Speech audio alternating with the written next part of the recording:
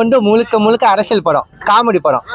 எனக்கு வந்து அரசியல் நல்லாவே தெரியும். நான் வந்து 15 வயசுலேருந்து அரசியல் பண்ணிட்டு இருக்கேன். எங்கள் அப்பா பக்கா காங்கிரஸ்காரவர். நான் கை சின்னத்தை ஓட்டு கேட்டேன். எங்கள் அப்பாலாம் அந்த காலத்தில் என்ன, நான் எல்லா எலெக்ஷனும் ஓட்டு கேட்டிருக்கேன். இப்போ கூட கும்பகோணத்தில் தமிழ் மாநகர் ஜிகே வாசனுக்கு ஓட்டு கேட்டேன். நாங்கள் நைட் அண்ட் பகலாக நல்லா ஓட்டு கேட்டோம். சின்ன சின்ன பசங்களாம் வேணானுங்க, பிஷின்னானுங்க. தம்பி வர எனக்கு அண்ணே நாங்கள் தானே சிஎம். அந்த சின்ன பசங்க கான்ஃபிடண்ட்டாக சொன்னாங்க சார். நாங்கள் நம்பலை சார். விஜய் சார்லாம் நான் சத்தியமாக சொல்கிறேன், ஏதோ ஒரு தொகுதிக்கு 10,000 ஓட்டு 20 ஓட்டு நாங்கள் வாங்குவோன்னு நினச்சிட்டு வந்தோம். பட் சிஎம் ஆகணும் யாருமே எதிர்பார்க்கல, அவரே எதிர்பார்த்தது இல்லை எங்களுக்கு. ஏன்னா நாங்கள் 50-60 வருஷமாக ஃபீல்டு இருக்கிறோம். ஏன்னா ஒவ்வொரு கிராமத்துலையும் ஒரு மக்களுடைய நல்லா கட்டுறது, ஒவ்வொரு கட்சிக்காரன் எம்எல்ஏ கல்யாணம் காது குத்தி எல்லாமே அட்டன் பண்ணி அப்படி கட்சியை வளர்த்து வச்சுருக்காங்க. ஆனால் திடீர்னு சின்ன பசங்க தான் ஓட்டு கட்டி விட்றாங்க. நாங்கள் பம்பரமாக வேலை பார்த்தோம், நைட் அண்ட் பகலாக வேலை பார்த்தோம், சோறு இங்கே நேரம் இருக்காது அப்படி பார்த்தோம். ஆனால் விஷயம் ஊறிட்டு தள்ளிட்டு போயிட்டாங்க.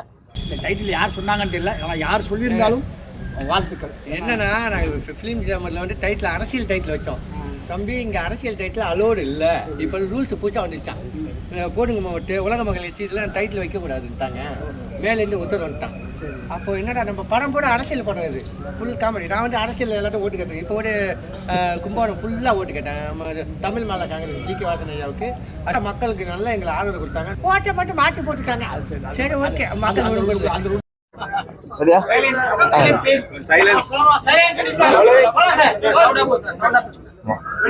அனைவருக்கும் வணக்கம். இன்று எம்வி ராமச்சந்திரன், ஏவி ராமச்சந்திரன் நடிகராக இருந்தவர் இன்னைக்கு இயக்குனராக அடுத்த கட்டத்துக்கு வந்திருக்காரு.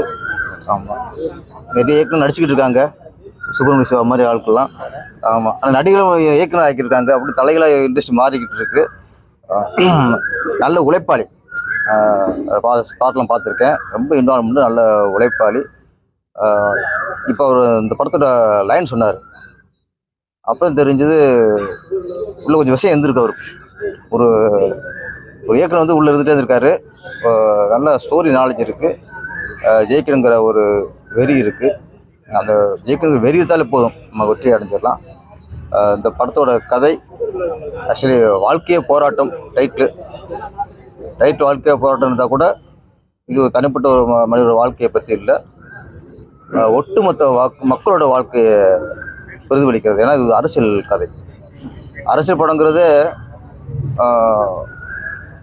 நம்ம வந்து ஒரு அரசியல்வாதிகள் சட்டத்தை பற்றி அந்த மாதிரி நினச்சக்கூடாது. அரசியல் படமாலே அது மக்களுக்கான படம். முதல்ல அது அரசியல்வாதிக்கான குறை சொல்கிறது, ஆளுங்கட்சி குறை சொல்கிறது, எதிர்கட்சி, அதெல்லாம் இல்லை. ஒரு அரசியல் படம் வரும்போது மக்களோட நிலையை, மக்களுக்கு விழிப்புணர்வு உண்டாக்குற மாதிரி கதைகள் வர்றது அரசியல் படம். அந்த மாதிரி படங்கள் நிறைய வரணும். முதல்ல இடைப்பட்ட காலகட்டத்தில் அரசு படம் எடுக்கிறதுக்கு தயாரிப்பாளரும் சரி இயக்குனர் சரி பயந்தாங்க. ஏன்னா அரசு படம் எடுத்துட்டா நாளைக்கு ரிலீஸுக்கு பிரச்சனை வருமோ, ரிலீஸ் பண்ண விட மாட்டாங்களோ அப்படிங்கிற பயம்லாம் இருந்துச்சு. இப்போ அந்த பயம் போச்சுன்னு நினைக்கிறேன். ஏன்னா இவர் முழுக்க அரசு வச்சு கதை பண்ணுறாரு. இப்போ துணிஞ்சு அரசியல் படம் எடுக்கலாங்கிற ஒரு நம்பிக்கை வந்திருக்குன்னு நினைக்கிறேன். அதுக்கான ஆட்சியாக இருக்குன்னு நினைக்கிறேன்.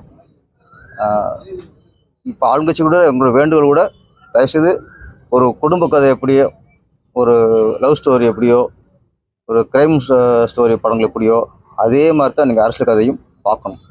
அரசியல் கதையை வந்து நம்மளை தாக்குற மாதிரியோ நம்மளை குறைச்சிற மாதிரியோ நினைக்கக்கூடாது. ஃபஸ்ட்டு அந்த சுதந்திரம் இருந்தால் தான் மக்களுக்கு ஒரு விழிப்புணர்வுக்காக அரசியல் படம் எடுக்கிறதுக்கு நிறைய பேர் வருவாங்க. இது நல்ல துவக்கமாக இருக்கட்டும். இந்த மக்கள் வாழ்க்கையை போராட்டங்கிற படம் அதுக்கான ஒரு துவக்கமாக இருக்கட்டும். எங்கள் இண்டஸ்ட்ரியில் வந்து ஒரு அரசியலை பற்றி பாடம் எடுக்கணும்னா எந்த ஐயமும் இல்லாமல், எந்த பயமும் இல்லாமல் குடிசைகளுக்கும் ஒரு முதலீடு பண்ணுறது இருக்கு. ஒரு காலத்தில் எம்ஜிஆர் முதலமைச்சர் இருக்கும்போது நிறைய அரசியல் படங்கள், ஒரு பக்கம் மணிவண்ணன் சார் பாலைவன ரோஜாக்கள் எடுப்பார், ஒரு பக்கம் ராமநாராயணன் சார் அவர் அரசியல் படம் எடுப்பார், அப்புறம் ஒரு விசி கோணாதன் சார், எஸ்ஏசி சார், இவங்களாம் நிறைய அரசியல் படம் எடுத்தாங்க. அப்போ வருஷத்துக்கு ஒரு 10 படமாவது அரசியல் படம் அப்போ வரும். இப்போ டோட்டலாக இந்த ஒரு 20 வருஷமாக அது கொஞ்சம் கம்மியாகிடுச்சு. அது காரணம் பயம். அந்த பயம் இதுக்கப்புறம் எங்கள் இண்டஸ்ட்ரியில் யாருக்குமே இருக்கக்கூடாதுங்கிறது தான் இந்த படத்து மூலிமா எங்களோட வேண்டுகோள். இந்த வாழ்க்கை போராட்டம் திரும்ப சொல்கிறேன், கதை கேட்டேன், மக்களுக்கான படம் தான், மக்களுக்கு விழிப்புணர்வு உண்டாக்குற படம் தான், ஓட்டு போடுற மக்கள் எதை யோசிக்கணும் அப்படின்னு சொல்கிற படம் தான் இது. எந்த அரசியல்வாதியுமோ எந்த எந்த ஒரு அமைச்சரையோ எம்எல்ஏயோ யாரும் தாக்கப்படல. மக்கள் மக்கள் மக்கள் மக்களுக்கு நல்லது சொல்லணும் அப்படிங்கிற ஒரே நோக்கத்தில் தான் நம்ம ஏவி ராமச்சந்திரன் அவர்கள் படத்தை கதை எழுதி இயக்குறாரு. அசோக் குமார் வந்து இதில் அவரும் தயாரிப்பாளராக இருக்கார், அவரும் படத்தை ஹீரோவாக நடிக்கிறாரு. மற்றபடி எல்லாமே பிரபலங்கள் தான். மிஸ்டர் ராஜேந்திரன், முத்துக்காளை அவர்கள், நண்பர் நிறைய, சுப்புராஜ் அண்ணன், அப்புறம் நம்ம செந்தில் சார், அவர் மெயின் செந்தில் அண்ணன் தான் மெயின் ரோலாக பண்ணுறாரு. செந்தில் அண்ணனால தெரியும் அவர் யாரும் சாதிச்சவர். நிறைய நடிகரில் பிரபல நடிகர்களை போட்டு தான் படம் எடுக்கிறாரு. இந்த படம் மிகப்பெரிய வெற்றி அடையணும். தொடர்ந்து நம்ம ஏவி ராமச்சந்திரன் சிறந்த இயக்குனராக, வெற்றிப்பட இயக்குனராக வளம் வர வாழ்த்துக்கிறேன். நன்றி, வணக்கம்.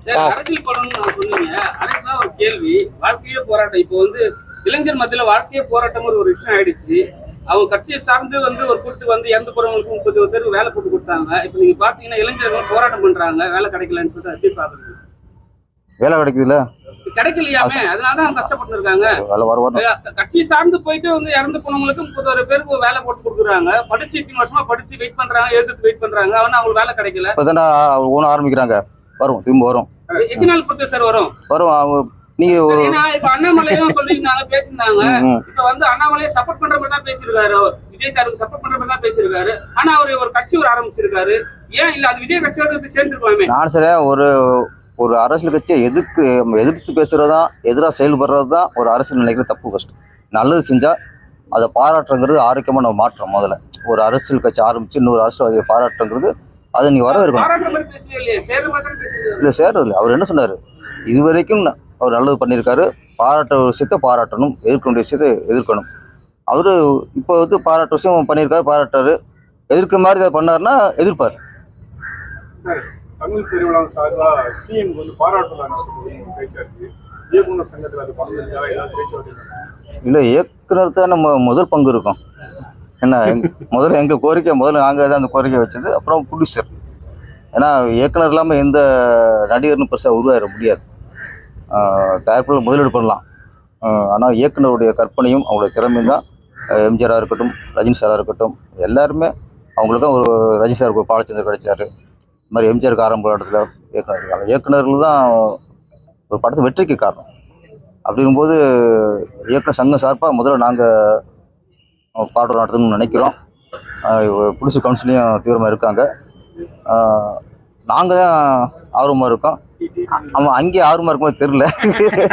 என்ன அது கொஞ்சம் ஒரு ரொம்ப தயக்கமாக இருக்குது. ஆனால் சிலர் வந்து பாராட்ட அவங்களே மகிழ்ச்சி ரசிப்பாங்க, விரும்புவாங்க. இவர் அப்படி இருக்கும்போது தெரில. நாங்கள் வற்புறுத்தி தான் வைக்கிற மாதிரி தெரியுது. நடந்தால் நல்லது. சார், சிஎம் சாரை வந்து டெக்னீஷியன் எல்லாம் போய் பார்க்க போகும்போது கூட்டமா போய் பார்க்குறீங்க. ஆனால் வந்து அவரோட துறையை சார்ந்த நடிகர்கள்லாம் தனித்தனியாக போய் சந்திக்கிறாங்க. அது எப்படி பார்த்துக்கிறது, எப்படி நாங்கள் ஏற்றுக்கிறது? டெக்னீஷியன் வந்து ஒற்றுமையாக இருக்கும், நடிகர்கள் தனித்தனியாக போகிறாங்க, அவ்வளோதானே. சங்கில் தனித்தனியாக போகிறாங்க, நாங்களும் ஒற்றுமையாக போகிறோம், அவ்வளோதான். ஓகே. சுகுண் சார், இந்த படத்தை நீங்கள் நடிக்கிறீங்க சார், ஒரு கேரக்டர். நான் உங்கள்கிட்ட அந்த கேரக்டர் சொல்லியிருக்கேன். ஆமாம், ஏன்னா சார்ட்ட கதை சொல்லிட்டு தான் நான் சொன்னேன். நல்லா அந்த கேரக்டர் சூப்பராக இருக்குது சார், உங்கள்கிட்ட தெரியும் சொல்லியிருக்கேன். மெயின் ஏன்னா உங்கள் ஒத்துழைப்பு எனக்கு ரொம்ப கண்டிப்பாக, ஆனால் அதுக்கு ஆப்டாக இருக்கும் சார்.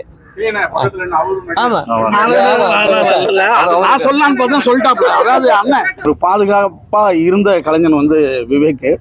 அவருடைய மறைவு வந்து இவங்களுக்கெல்லாம் மிகப்பெரிய ஒரு விஷயமா இருந்தது. ஆனா இவர் வந்து திரும்பி அந்த இடத்த கையில் எடுத்து, ஏன்னா இவரும் நிறையா உதவி பண்ணுவார். அதாவது விஜயகாந்த் சார் கூடயோ நம்ம மயில்சாமி அண்ணன் கூடயோ இருந்து பல உதவிகள்.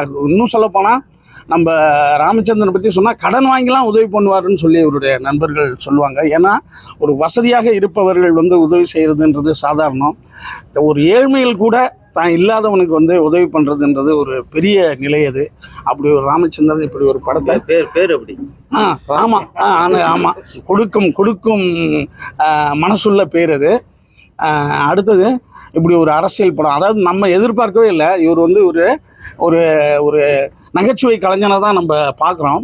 ஆனால் அவருக்குள்ள இவ்வளோ சமூக சிந்தனையோட ஒரு அரசியல் நையாண்டியோட ஒரு படத்தை நான் எதிர்பார்க்கல. இந்த கதையை அவர் சொல்லும்போது நான் யோகி பாபு படம் வந்தது, அது என்னென்ன ஒரு படம் பேர் இப்போ சமயத்தில் அந்த எலெக்ஷன் மண்டல அந்த ஒரு தாக்கத்தோட ஒரு கிராமத்துக்குள்ள எல்லா மனிதர்களையும் வந்து உள்ளே கொண்டு வந்து அதுக்கு ஒரு சொல்யூஷன் பண்ணி ரொம்ப மனித நேயத்தோட மக்கள் யார் யாரெல்லாம் மனித நேயம் இல்லாமல் இருக்கிறாங்கன்னு கதை போய் ஒரு இடத்துல வந்து கண்கலங்கிற மாதிரி மனித நேயத்தோட படத்தை முடிக்கிறாப்புல. ரொம்ப முக்கியமான ஒரு அரசியல் நையாண்டி படமாக இது இருக்கும். குறிப்பாக இன்னும் சொல்லப்போனால் இந்த படத்தின் மூலமாக அண்ணா சொன்ன மாதிரி இந்த சின்ன சின்ன படம்னு சொல்கிறோம்ல, அதெல்லாம் இந்த படத்தினுடைய வெற்றியின் மூலமாக பெரிய படமாக மாறும். இந்த கலைஞர்கள் அனைத்து பேருக்கும் என்னுடைய வாழ்த்துக்கள். அண்ணன் பேரரசு அவர் முக்கியமான கேரக்டர், அவர் சொல்லாமல் இருந்தாரா நான் சொல்லணும்னு பார்த்தேன், இயக்குனர் ராமச்சந்திரனே சொல்லிட்டாப்புல. நன்றிங்க. தனுஷ் சார் வந்து கட்சி கொடியை வந்து ஆரம்பிச்சிட்டாரு, எப்போ கட்சி ஆரம்பிக்க இது ஏதாவது சொல்லி நான் இதெல்லாம் அவரு முடிவு பண்ணும்பா.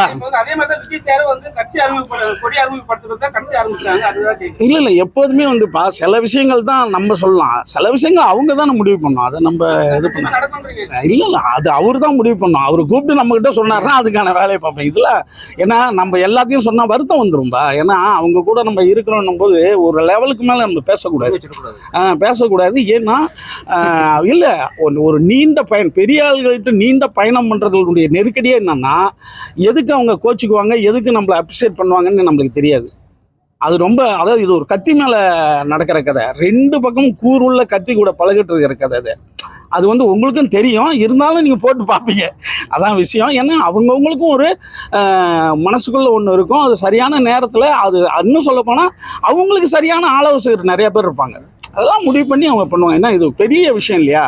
ஏன்னா விஜய் சார் இன்னைக்கு வந்து நான் சொல்லிகிட்டே இருப்பேன், விஜய் சார் இன்னைக்கு வந்து ஜெயிச்சதால் இது ஜெயிச்சதால எல்லாம் போய் நீங்கள் ஜெயிப்பீங்கன்னு நான் சொன்னேன் சார், ஜெயிப்போன்னு நான் சொன்னேன் சார், என் ஃப்ரெண்டுக்கிட்ட சொன்னேன் சார், எங்கள் வீட்டில் கூட சொன்னேன் சார், நான் உங்களுக்கு தான் சார் ஓட்டு போடுறேன்றான். அவர் அப்படி சிலிப்பாக இருந்தாருன்னா நினச்சி பாருங்க, இந்த உலகம் இப்போ எல்லாம் ஓடுறானுவேன். ஏன்னா எம்ஜிஆர்னு சொல்கிறேன், எம்ஜிஆர் ஜெயிச்சதால் அது ஜெயிக்கலன்னு வச்சுங்க, அம்பியார் ராதாவுக்கு தாத்தாவை நடிக்க வச்சுருப்பானுவேன். எம்ஜிஆர் அவங்க வாயா என்னையா நீ சொதப்புற நல்லா நடிகான்னு இருப்பானுங்க இல்லையா? இங்கே எல்லாமே வெற்றி வந்துட்டதால நம்ம பேசிட்டு போகிறோம். அந்த வெற்றியை தக்க வைத்துக் கொள்வதற்கு அவர்கள் எடுக்கிற ரிஸ்க்கு என்ன ரிஸ்க்கு? இன்றைக்கி அத்தனை பேரும் விஜய் 100 கேள்வி கேட்குறாங்க. அவர் அந்த ரிஸ்க்கு தான் அந்த விஷயம். அந்த ரிஸ்க்கை எவன் பாராட்டுறான்? ஏன்னா அந்த இடத்துக்கு போனோம் எவனுமே அந்த கேள்வி கேட்க மாட்டான், கீழே இருக்கிறவன் தான் கேள்வி கேட்டுக்கிட்டே இருக்கான். அந்த இடத்துல இருக்கிறவன் அப்படி துணிஞ்ச முடிவெடுத்தவன் எவனாவது ஒரு கேள்வி கேட்டிருக்கானா? இங்கே எல்லாம் சாதாரண மக்கள் சாதாரண பெரிய மனிதர்கள் பார்த்து கேள்வி கேட்குற அளவுக்கு நம்மளுடைய ஜனநாயகம் இருக்கிறதால இந்த அநியாயம் நடக்குது. ஏன்னா ஒரு எந்த பொறுப்பும் இல்லாமல் இங்கே வந்து கேள்விகளை தூக்கி அடிக்கிறாங்க. ஒரு பெரிய மனுஷன் அந்த இடத்த காப்பாற்றிக்கிறது எவ்வளோ பெரிய கஷ்டமாக இருக்குது. ஒரு குடும்பம் நடத்துறது, ஒரு ஆஃபீஸ் நடத்துறது கஷ்டமாக இருக்குங்க, ஒரு அரசியல் கட்சி நடத்துறது சாதாரண விஷயமா? நன்றி, வணக்கம் சார். இல்லை சார் இல்லை உங்களுக்கு முக்கியமான கேரக்டர் இருக்கு. ஏன்னா ஏன்னா சார் கதை சொல்லிட்டேன் சார் இருக்கு.